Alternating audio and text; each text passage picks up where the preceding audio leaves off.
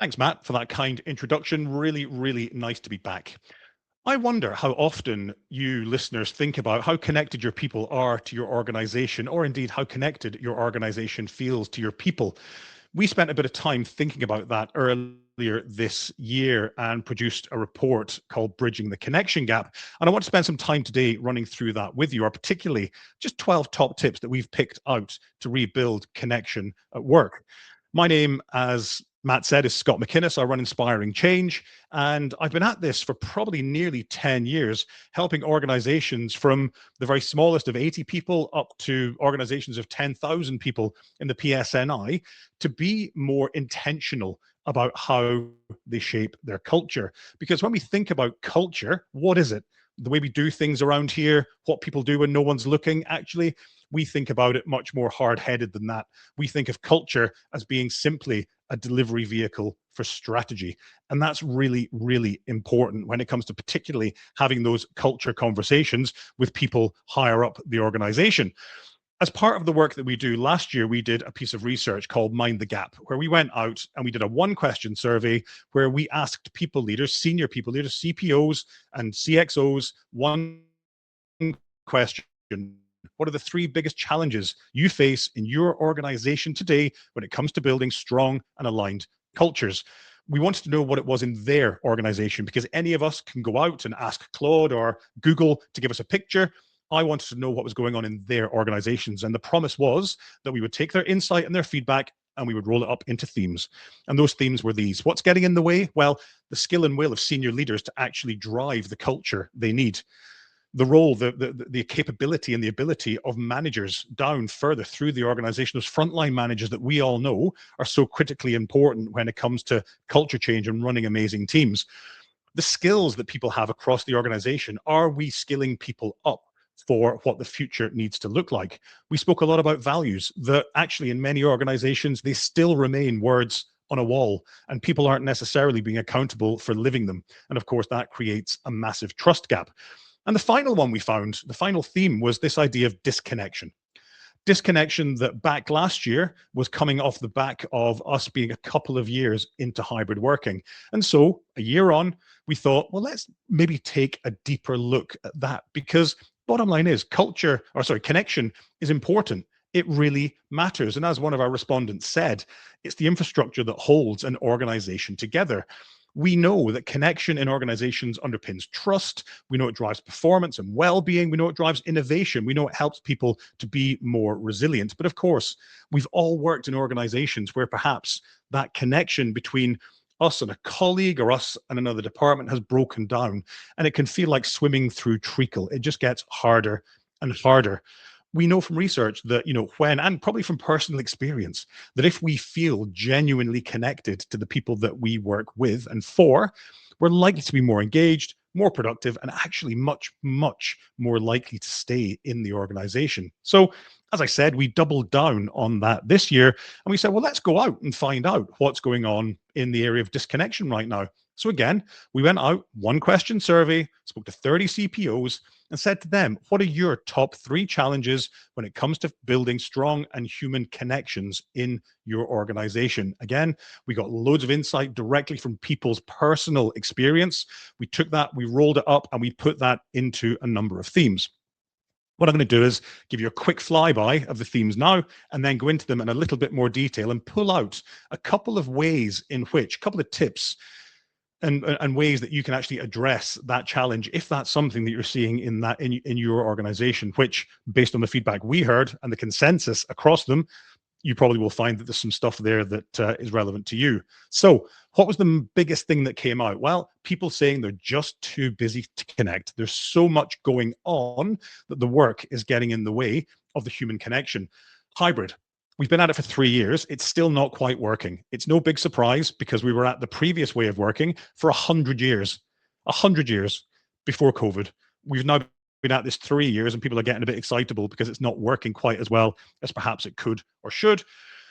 Of course, an oldie but a goodie, structure, silos, geography was another big connection challenge for organization. Fourth, leadership influence. So leaders and managers and the part they play in really driving connection with people day to day. The fact that despite the fact that we're more digital, people are actually feeling less connected, and the challenge of all the digital that we've got coming upon us was huge. And then finally, different connections having different needs, but many organizations thinking that perhaps one size fits all is the way forward. So, at a high level, they were our six connection challenges. But what's really interesting, as I talk through the next few slides and we delve deeper into each one, is that they're all kind of connected. And I might talk about a way to address different generations. You might think, well, that's a really good one for busy to connect.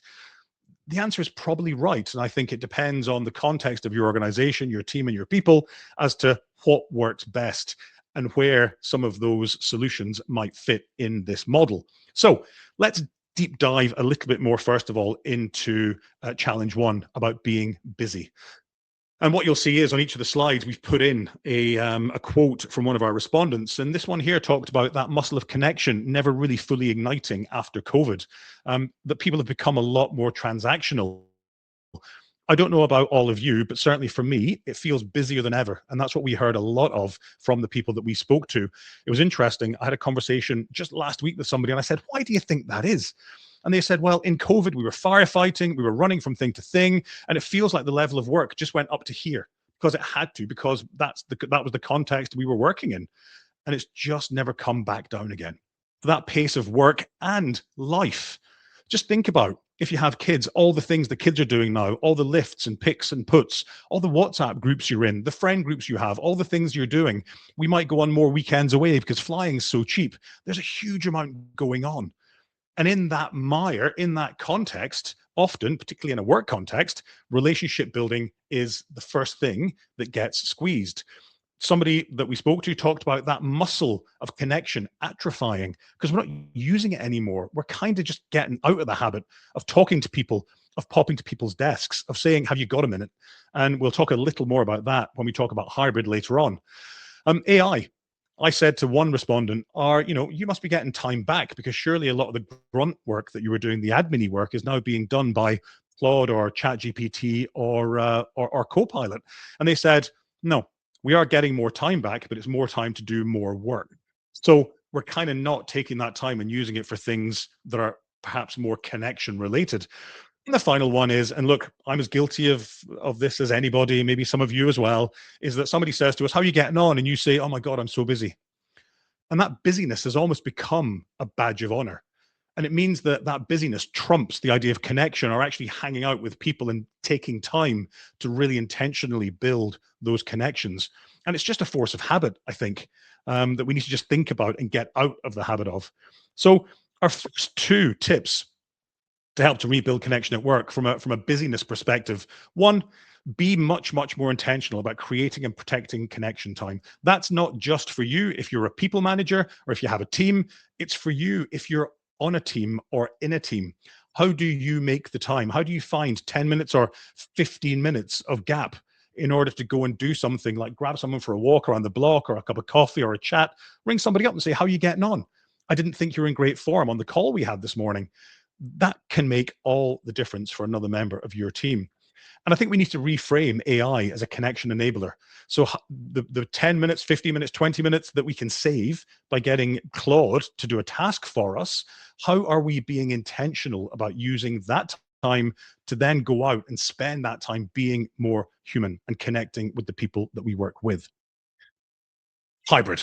So at the moment, we are in a place where, as I said, we are still grappling with hybrid. We had 2 years of completely remote during COVID. We're now in this hybrid world, and we've been at it for 3 years. And one of the things that we heard, one of the quotes there, people aren't intentional enough about how they use their time together. And it's a drum that I have been beating for probably years, since the beginning, back when Kevin Empey and I did a lot of our work around creating the right framework and the pitch in which people can work out how to best work together in this hybrid world. Just because we're present doesn't mean we're connected. If people are coming into the office, spending that time commuting and spending their day on Teams calls or in booths doing one-to-ones with people that are somewhere else, something has gone wrong.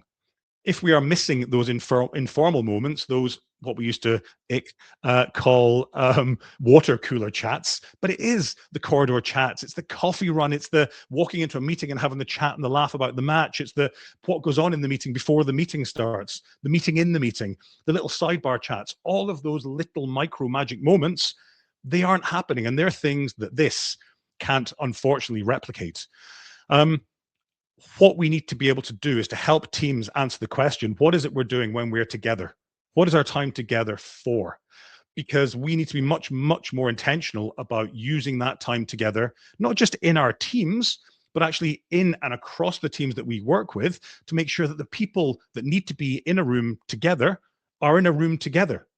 We heard some horror stories of people saying, well, I know there's people on a Teams call and I'm walking around the office and I see them in different meeting rooms because they don't get together, which to me is just insane. So when it comes to hybrid working, what can we do? Well, I think first of all, defining what office time is best used for. And that's a team conversation.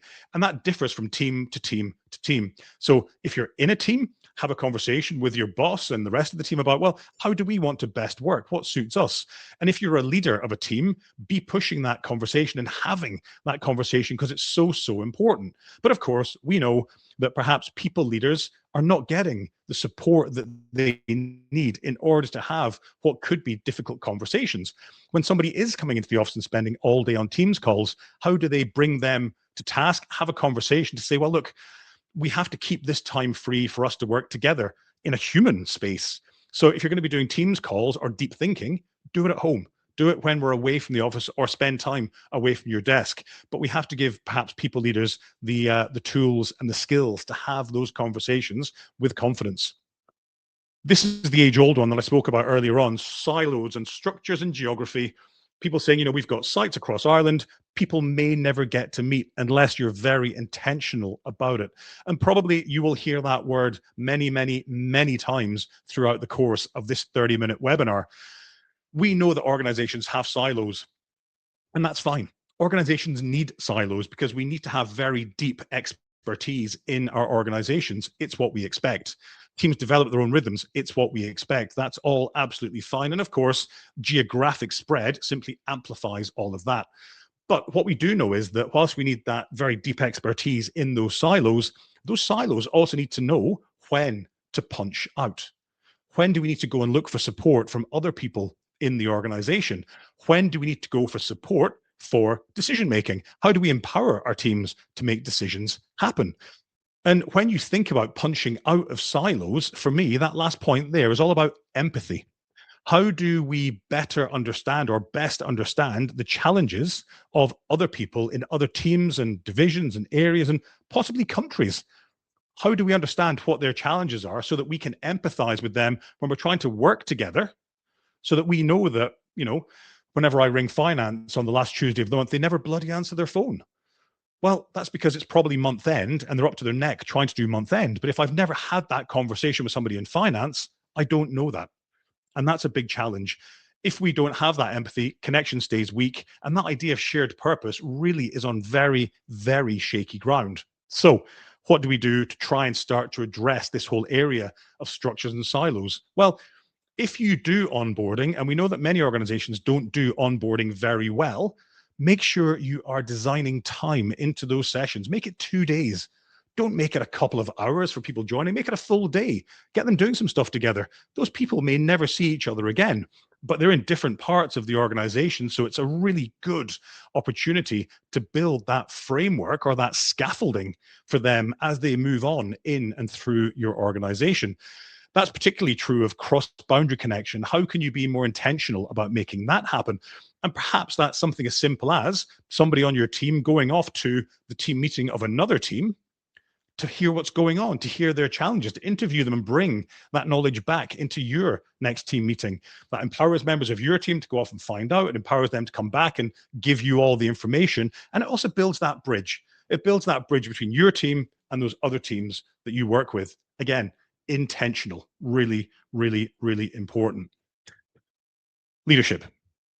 Leadership was our fourth challenge. And we know just because we know, because we've worked in and with them, that leaders vary wildly, and in varying wildly in their capability, then of course the experiences that people have vary wildly too. And somebody there talking about, sometimes it works really well, other times people are running around like headless chickens.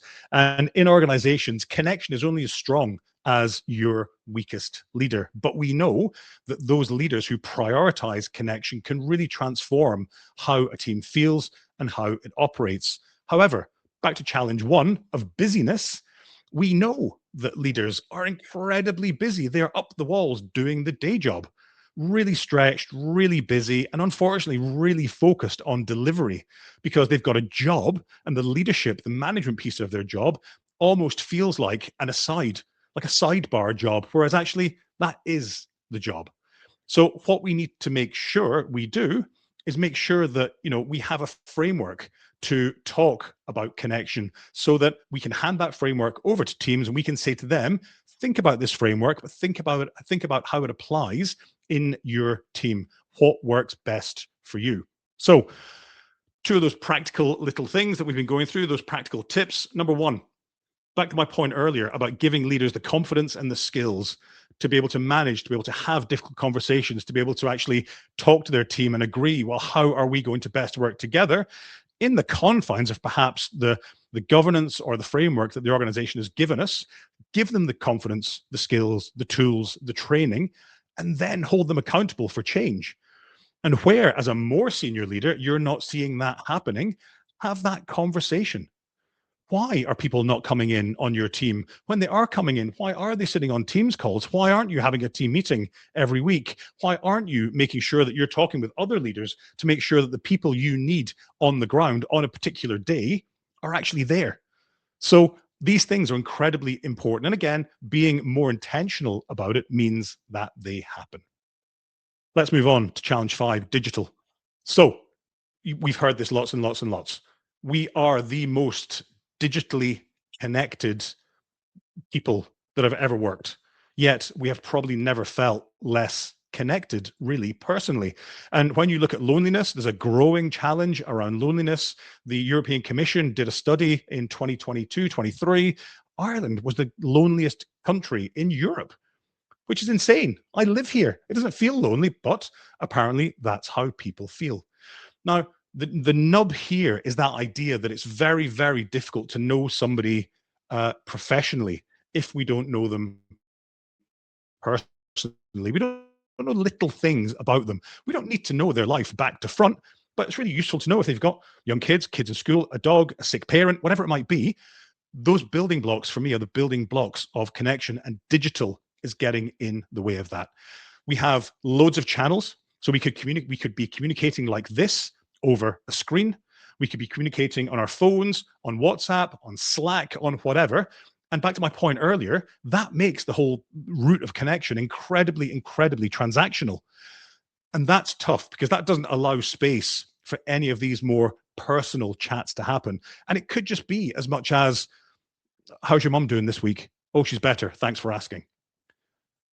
If we were face to face, that's a much easier conversation to have than if there is 20 people, as in the image there, 20 people on a Teams call. That's just not going to happen. And of course, with all this information coming at us, what's happening? Well, it just depletes us. And we also then start to go from a communications perspective, top down. We're getting stuff coming at us through so many channels, through so many different ways, that we tend to then switch off. We stand back and we pick and choose the bits that we want to listen to. And if you're a head of internal comms, that's not very helpful because that means that in many ways your message isn't landing. We're seeing this thing of AI note takers being sent to meetings instead of human beings. Oh my God, the robots are taking over. And then we lose those unplanned exchange, those little words of how you getting on, what's going on. Did that thing get fixed last week? We get none of that. And we get none of the color that comes from being there. We simply get the black and white list of here's what was discussed and here's the actions. And by the way, here's what you're doing. So what we're doing is we're eroding that personal dimension, and we are not knowing people as people anymore. We're knowing them just as roles. And that's making work much, much harder to get done. Finally, generations. Oh, sorry, I skip ahead. Let's talk about the two tips to rebuild connection when it comes to the perspective of tech and digital. Simplify your communications landscape. Be very, very clear about what people can get, where, and when. If it's strategy you want to know about, go to the intranet. If it's day to day team stuff, go to Slack or Teams. Being very clear and intentional about that means that people know where to go and when they need to go there to find the information that they need. Without that clarity, people just clam up and they just say, well, look, I'm getting too much coming at me to be able to sieve out the important stuff. So I just won't bother. As I said earlier, I'll just pick up the bits that I really, really need. Building the personal into the technological or the digital is really important. So allowing time, and look, it doesn't quite work as well as being in the room together because you've got all those little sidebar conversations going on that can't really happen in a digital world. But as much as possible, perhaps it's a quick check-in. How's everyone feeling? How are you getting on?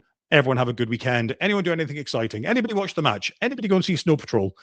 Whatever. Just something to try and make that interaction a little bit less transactional and a little bit more human. Now, slightly ahead of myself, let's get into generations. There are four generations in the workplace at the moment. And actually, if you think about the new generation coming in, those people born in 2010, if people are leaving school early and perhaps going off to their apprenticeships or just going into the world of work, they could be 16 now. I know, terrifying, right? And we end up then with five generations in the workplace. And what we heard again from one of our participants was that younger employees, those newer people coming into the organization, tend to just ask for what they want. Whereas those longer tenured employees might not. They might just be going, wow, they should know what I want and need. And I just won't ask. And then I'll get miffed, annoyed, and frustrated when I'm not getting what I want, but those young bucks are getting what they want. So different challenges have different needs, different wants. And we've got to think about then how do we connect with each of those different people? So we know that differences show up in how they communicate, how they build trust, what their needs are, and all of that. And of course, that idea of what feels normal and respectful differs from a 21-year-old. So a 61-year-old could be very, very different things. And that just has the opportunity of causing just a little bit of friction between people and on teams. It's interesting the growth of groups in the workplace, whether they be for older colleagues, newer colleagues, people interested in basketball, LGBTQ plus, whatever it might be, that perhaps those groups are causing people, particularly when it comes to from a generational perspective, you've got an older cohort of people that have all known each other for a long time, and perhaps those people who are new on the team find that hard to break into. Perhaps if you're an older member of the workforce, you're joining a new team with a whole lot of youngsters, and you find it hard to break in there. And for us, just having the chats is really, really important to not leave people on the periphery of the organization or the team. We need to talk about this stuff more. We simply need to have conversations. What do you guys want? How can we best work together? If we want to build, if we want to know each other on a more human level, what can we do? A pub quiz won't suit everybody. Going for pints on a Thursday evening won't suit everybody. Going bowling or swimming or for a walk around the block won't suit everybody, but there'll be some things that will. Perhaps some of those things require some groups to come a little bit this way and some groups to come a little bit that way. But through that conversation, through that discussion, we can find something that works to help us build stronger teams without that sense of forced fun. I think we all probably experienced quite a bit of that through COVID. If I have to do one more online quiz ever again, it'll be too soon, to be perfectly honest. What we have to think about is that because of this generational difference, we need to avoid trying to slap a one-size-fits-all solution onto the situation, because as well we all know, one size large, not one size fits all, fits nobody. One size literally fits nobody. So how can we find something that fits the needs to some extent, a lesser or a greater extent? How do we fit the needs to the needs of the people in your teams, in your organizations? So very quickly, how do we go about doing this? So we will spend a bit of time speaking to organizations to say, well, what is it that you think you need your organization to be? What do you need your culture to be? Where are you today in notice? When it comes to translate, what do you need to do to move from A to B? Then thinking about driving change from the top down in embed, the bottom up in normalized through leaders by giving them tools and skills and confidence, and then making sure that we track the change that's going on in organizations. We've built this system. It's an operating system for culture change. It works really well with clients because it gives them a very clear roadmap for change and avoids any sense of corporate boredom or just losing the will to carry on with the initiatives that are happening in the organization. So very quick bit of how we make culture change happen in Inspiring Change. What next? Well, the research is there. You can scan the QR code, or I'm sure it'll be in the show notes somewhere. Or if you want to listen to our podcast, we have 160 episodes nearly of the Building Better Cultures podcast, where I talk to leaders about all things internal communications, culture, and leadership. And you can scan on that QR code to pop over to our website, or you will find that wherever you find your podcasts. For now, that's been a very quick fly through. I hope it's been helpful. I hope it's been interesting. You'll find way more detail in the report. But for now, thank you very much for having me. Much appreciate the time. And Matt, back to you.